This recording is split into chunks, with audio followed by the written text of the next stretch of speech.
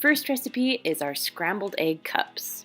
Now for this recipe you need 1 cup of cheese, 12 eggs or a dozen eggs, and 1 cup of ham. Now I didn't have ham, so I had to use sausage, which works out just fine. It's all pre-cooked, ready to go. And then a little bit of salt and pepper to taste. Now you're going to crack all 12 eggs into the bowl, whisk them all together. Then you're going to add a little bit of salt and a little bit of pepper on top, and then go ahead and add your ham or your sausage, mix it up a little bit, and you're ready to go. Now I'm using a 1/4 measuring cup to just dump it right into a mini muffin pan. Next, go ahead and just sprinkle your favorite cheese on top. Preheat your oven to 350 degrees. Put the muffin tin right into it. You're going to cook this for about 20 minutes. When it's all done, they'll be a little bit poofy, which I like that word, poofy. Then you can just pull them out and cut them up, and they are ready to go for breakfast. So here's what you need. You need 2 tablespoons of normal yogurt. Then I like to add sweetened condensed milk, so I'm adding 14 ounces of sweetened condensed milk. You don't have to add this. You can just do yogurt and milk if you want, but it gives it a little more flavor. Then we're using Fairlife whole extra filtered milk. The extra filtered is very important, and this is a 1/2 gallon. Then you need an Instant Pot that has a yogurt function. And that's it. That's all you need for this recipe. So first I'm going to pour a little bit of milk in, maybe about a 1/2 cup of milk, and then I'm going to put my sweetened condensed milk right on top of it. Now you want to get a whisk and you want to mix this in really well. It's really thick, so the better you whisk, the better it will be. So once it's all mixed in, it's time to add the rest of your milk. So go ahead and just pour it all in. Next, you're going to add 2 tablespoons of just normal yogurt. It's the plain kind. It's not vanilla. It's no flavors, just the plain yogurt. And 2 tablespoons. All right, those are all your ingredients. Now it's just time to whisk it all together. Now you want to make sure you get the yogurt chunks because you don't want big chunks in your yogurt while it cooks. You want it completely smooth. Now you can put your Instant Pot lid on it, take the sealing lid off, or I just put a plate on top of my Instant Pot. So now you're going to push the yogurt button. You want to make sure that when you push the yogurt button, you want normal. You don't want less, you don't want more, you just want normal pressure.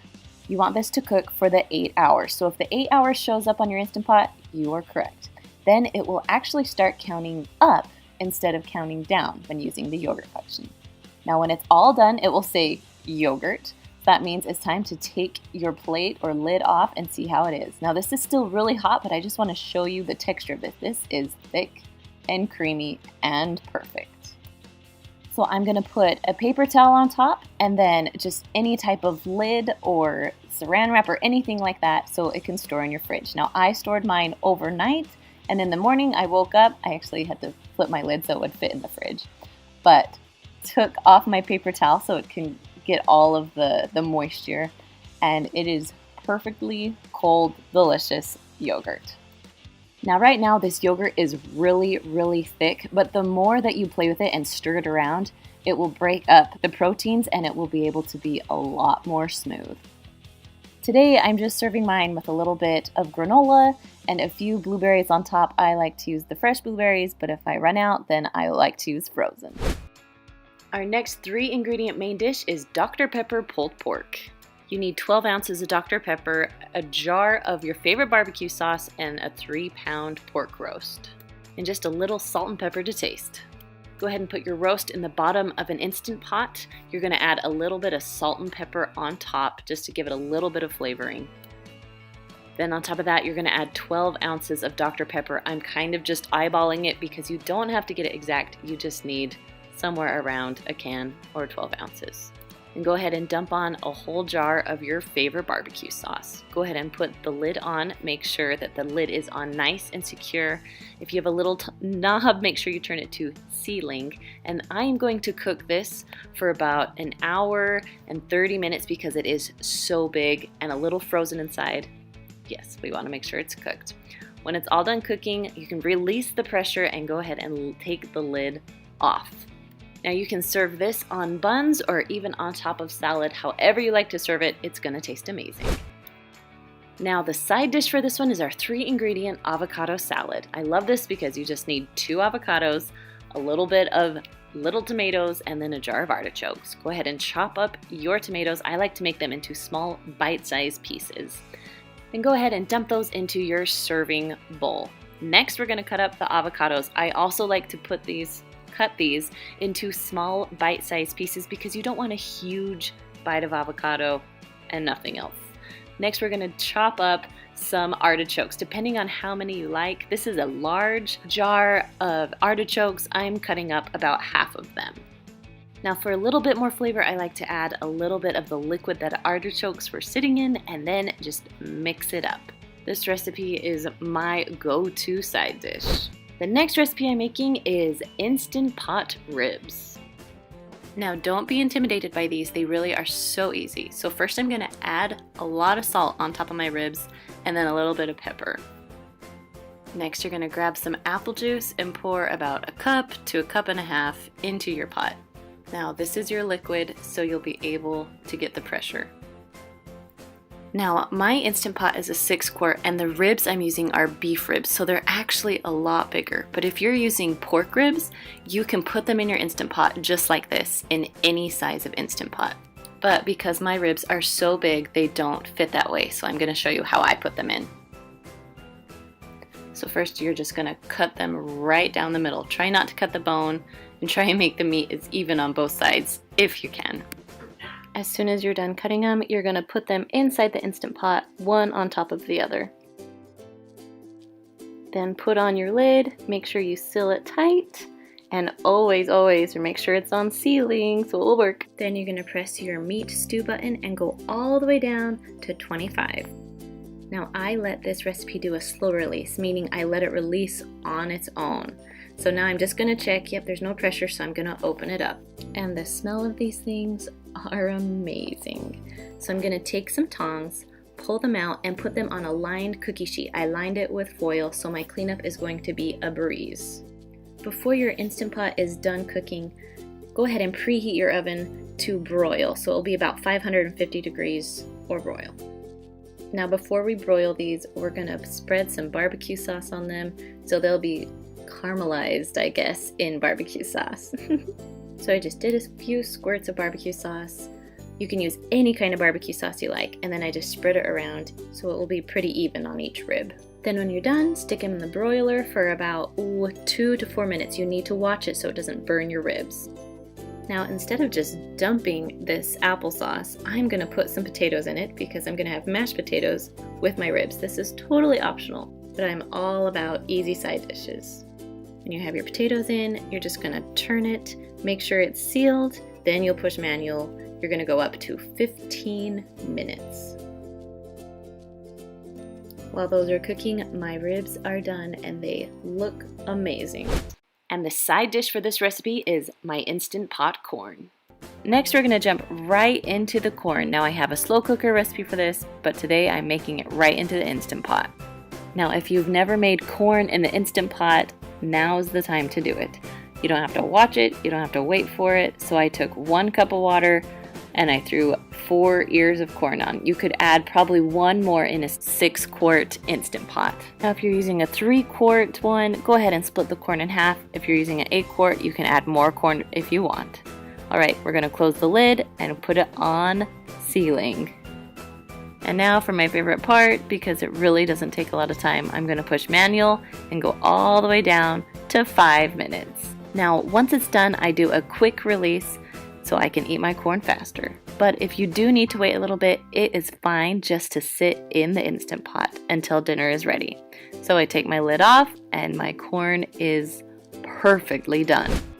The next main dish is barbecue salmon. You're first going to start by lining a pan or cookie sheet with foil. It makes it a whole lot easier to clean up. Then you're going to add your salmon onto the foil, skin side down. Add a little bit of salt and pepper onto your salmon and let it sit there for about 10 minutes or so. Next, you're going to pour on your favorite barbecue sauce. Then make sure you spread it around so it's covering the salmon pretty evenly. Now you're going to take your salmon, make sure your oven is preheated to 400 degrees, and you're going to cook it for about 20 to 30 minutes depending on how thick your salmon is. When it's done, it will smell amazing and the barbecue sauce will be like a delicious glaze on top. Now just a quick note, I would suggest getting fresh salmon from the deli, not frozen. Frozen just does not taste very good. I'll just be honest with you. Now the side dish to go along with the salmon is our honey roasted carrots. You're going to need some olive oil, carrots, obviously, a little bit of salt and pepper, and some honey. Now I love to use these bagged carrots because I usually mix everything in this bag, but my 3-year-old got to it first and got a little whole, so now I'm going to mix it all together in a Ziploc bag for you. Next you're going to pour about 3 tablespoons of olive oil onto your carrots. Go ahead and zip up the bag with a little bit of air, but not a ton of air, and you're going to mix that olive oil around so it will cover every single carrot. Then go ahead and dump your carrots onto a cookie sheet. Now I usually like to take that same bag and kind of just spread them around. You don't want carrots on top of each other when they cook. Next you're going to add about a teaspoon or so of salt, just spreading it all along the carrots evenly. You're going to do the same with pepper. If you don't love pepper, you don't have to add it, but I love pepper with these carrots. Next you're going to drizzle about 3 tablespoons or so of honey right on to your carrots. You just want to make sure every carrot gets a little bit of honey. When you're done, you're going to go ahead and bake those at 400 degrees for about 20 to 25 minutes or until your carrots are the texture that you like them. I like them very cooked, so I go about 30 minutes every time. Now I like to add just a little bit more honey on top right before I serve them just to get that little added sweetness. It's my favorite. Now make sure you serve these nice and hot because they are so good that way. Now the next main dish is our easy club chicken. So you're going to need a box of club crackers, about a half a cup of butter, a little package of zesty Italian seasoning, and then of course, chicken. You're first going to take your butter and microwave it in a microwave safe dish until it's completely melted. While that's melting, go ahead and crush up your crackers into little tiny crumbs. You will want about 1.5 cups of those. Next, we're going to add our Italian seasoning dressing packet right on top of the crumbs. And just mix those all together until it's well combined. So now that the butter is melted, you're going to put your chicken into the butter, kind of, make sure the butter is all around the chicken, and then put the chicken into, of course, the seasoning, the crumbs, and the Italian seasoning. Make sure it's all covered, ready to go, and then you can place that right onto the cookie sheet. Then you're just going to continue those steps until all of the chicken is gone and you've used all the breadcrumbs and the butter. If you need a little bit more butter, go ahead and melt some more. All right, now it's time to cook.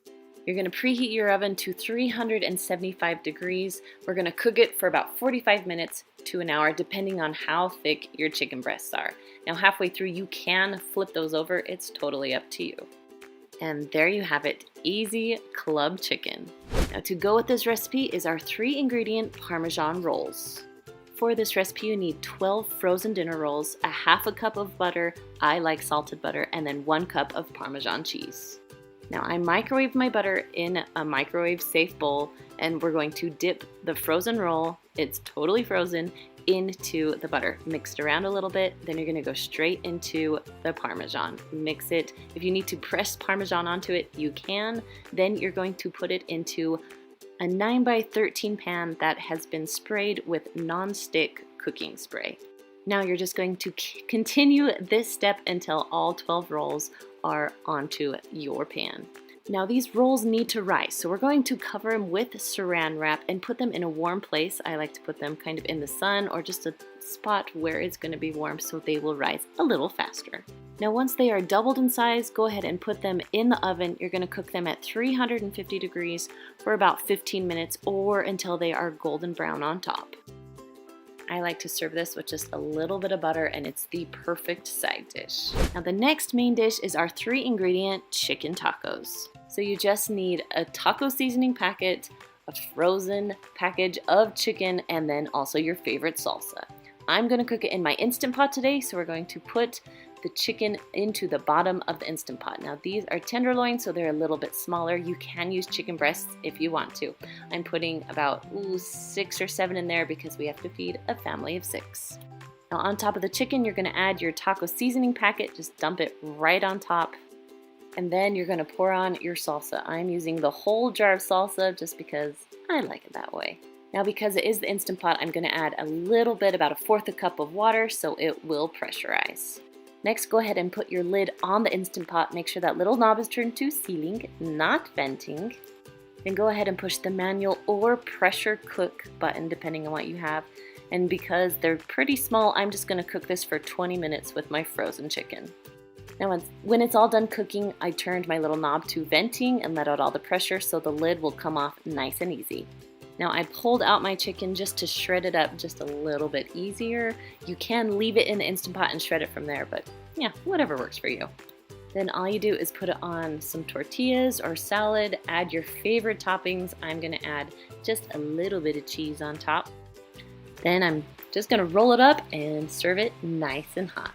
The side dish to go with this recipe is our cauliflower Spanish rice. So all you need is a jar of your favorite salsa, some ground chicken or turkey, depending on what you like, and then also some riced cauliflower. I like to get the frozen kind. Now you're gonna start by putting your turkey or chicken into a skillet and you're going to cook it up. Now, if you've never heard me talk about the chop stir, this is one of my most favorite kitchen items. I'll put a link in the description for you. It is amazing. Now, once your meat has started to brown just a little bit, you can go ahead and add your cauliflower rice onto it. It's still frozen. I am just cooking it just from frozen, just like this. Then mix it around until your meat is all the way cooked and your cauliflower rice is nice and soft. Once everything is cooked, it's now time to add the salsa. So I'm adding 1 jar, about 16 ounces of just your favorite salsa. Then just mix that in until everything is nice and well combined. And that is all there is to it. One of my most simplest recipes, but also one of my favorites. The next recipe is sweet and tangy meatballs. You can make this in your Instant Pot or slow cooker. We're gonna do the Instant Pot today. So you're gonna take a package of frozen meatballs and pour it into the bottom of your Instant Pot. Next, you're gonna add a can of chili sauce and about 1/2 jar of your favorite grape jelly. That's all there is to this. Now I am gonna pour a little bit of water in my chili sauce and get the sides just to give it a little more liquid and to get the sides of the chili sauce. Go ahead and put your lid on, make sure the little knob is turned to sealing. Then you're gonna push the pressure cook button and meatballs only cook for 7 minutes. Once it beeps, you can just walk away. Now once it's done, you can turn the knob or press the knob to venting so you can release your lid safely once all the pressure is out. Now my husband loves to eat these over rice, but my kids love to eat them just with a toothpick. Now the side dish to this recipe is Parmesan corn. For this recipe, you need a package of ranch dressing, 1/2 cup of Parmesan, shredded Parmesan, 2 tablespoons of butter, and then 3 cups of either frozen corn or fresh corn. Now to make my life a little easier, I am using frozen corn today, so I'm just gonna add 3 cups into a microwave-safe bowl. Now my packaging said to add a little bit of water and microwave it for about 5 minutes until the corn is cooked through. So do what the package tells you to do. Next, you're gonna add your 2 tablespoons of butter. Now, if you have a little bit of water left over, go ahead and dump that out before you mix in your butter. Now, once your butter is melted, we're gonna let it sit for a few minutes just to cool down. Then we're gonna add 1 tablespoon of your ranch dressing and then add the Parmesan. Now, if it's really, really hot, your Parmesan's gonna stick together, so that's why it's important to let your corn cool just a little bit before you start mixing in all the rest of the ingredients. I'm telling you, once you have this corn, you won't go back to just plain corn ever again. Now our next main dish is our avocado chicken salad. Now I use some bakery rolls, a little bit of salt and pepper, avocados, and then a rotisserie chicken. First, you're going to slice your avocados into cubes or small pieces just to make it easier to blend it up. So small pieces is a must when you're making this. Then you're gonna add a little bit of salt and a little bit of pepper. You can kind of taste test, see how you like it. You can always add more later if you need more. Next, I'm just gonna smash all the avocados up with a fork. You can use a blender if you want, but I feel like I waste some on the side, so I am using a fork today. Next, you're gonna take your rotisserie chicken, whether you cut it or tear it up, it doesn't matter. You just want bite-sized pieces and you're putting them into the bowl. Once you have about a cup to a cup and a half of chicken, go ahead and mix your chicken and avocados together. Now the thing that makes this recipe even more amazing is serving it on delicious bakery buns. This is one of my most favorite go-to recipes when I have not a lot of food in the kitchen. This is what we make. Now the side dish to this recipe is baked zucchini fries. So for this recipe you need some small crumbled Parmesan cheese, 2 eggs, 3 zucchinis, and then some Italian panko breadcrumbs. Now you want to cut up your zucchini so they're about the size of normal fries. Now if you have foil, you want to line a cookie sheet with foil. It will make your cleanup so much better. So now I need 2 containers for my mixture. So I'm using cake pans. We're gonna put 2 eggs in one, mix it up really good. And in the other pan, we're gonna add about a half a cup of the panko crumbs and then about 1/4 a cup of the Parmesan. Then just mix that up until it's well combined.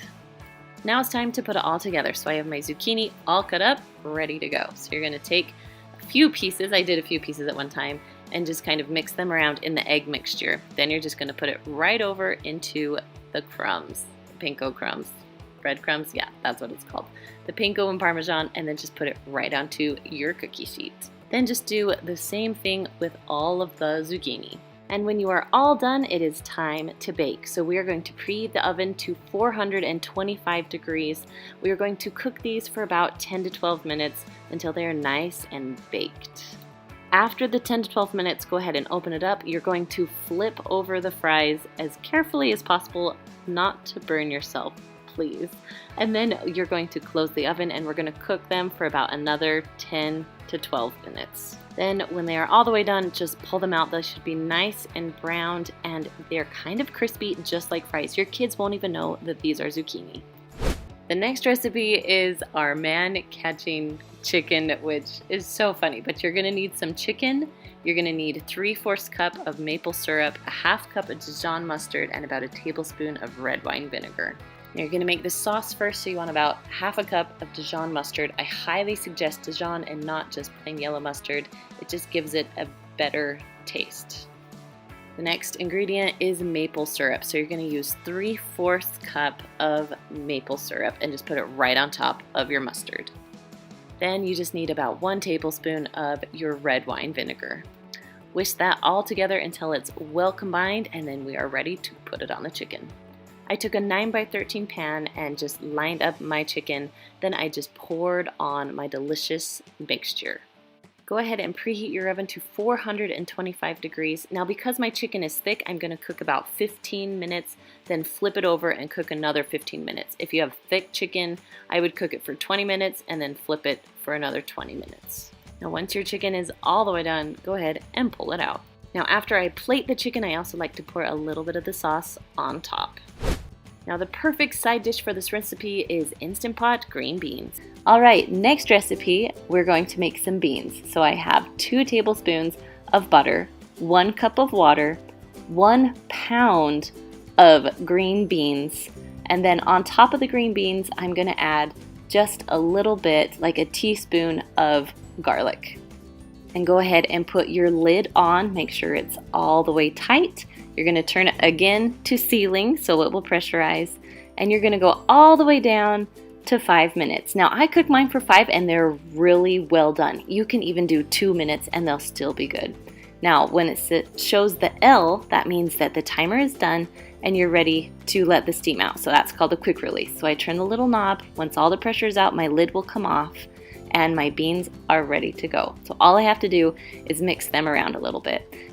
Now one of my favorite things is when the garlic pressurizes, it kind of pressurizes the garlic flavor into all of the beans. It's one of my most favorite things to make. So these beans are done and we are all ready to serve. So I like to serve them in just a serving dish, individual bowls, however you like to do it. Next recipe is our pepperoni pizza rolls. Now all you're gonna need is mozzarella cheese, some pizza crust, and some pizza sauce. I'm gonna start by rolling out my dough and spreading it out a little bit because we need to make rolls here. So we need to spread it out pretty thin so it will cook evenly. Now just to give it a little bit more flavor, I'm adding a little bit of garlic salt and just a little bit of Italian seasoning on top of the pizza crust. Next, I'm going to add about a cup to a cup and a half of mozzarella cheese. Then you want to make sure that you spread the cheese all around pretty evenly. Okay, now it's time to make our pizza roll, so we have to carefully roll the dough with the cheese inside of it. Now, there are ends here. I'm going to cut off both ends, but I am still going to use those because they will work just fine. Okay, next you're going to cut about 1-inch pieces or rolls and then just carefully place them on a cookie sheet. I would also suggest spraying your cookie sheet with cooking spray just so they will come off a little easier. Now, once you're all done making them, go ahead and take the pan. You're going to cook it in your oven at 425 degrees for about 10 to 12 minutes. Now, when they're all done, they should be nice and golden brown on top. And the best part is just dipping them in your favorite marinara sauce. Now, the perfect side dish for this is our simple green salad. So all you need is some chopped romaine salad, a really good poppy seed dressing, I love Panera's, and then just a can of mandarin oranges. Now I like to make this with individual servings, so I add my salad, added some dressing, and then on top you're just going to add a little bit of mandarin oranges.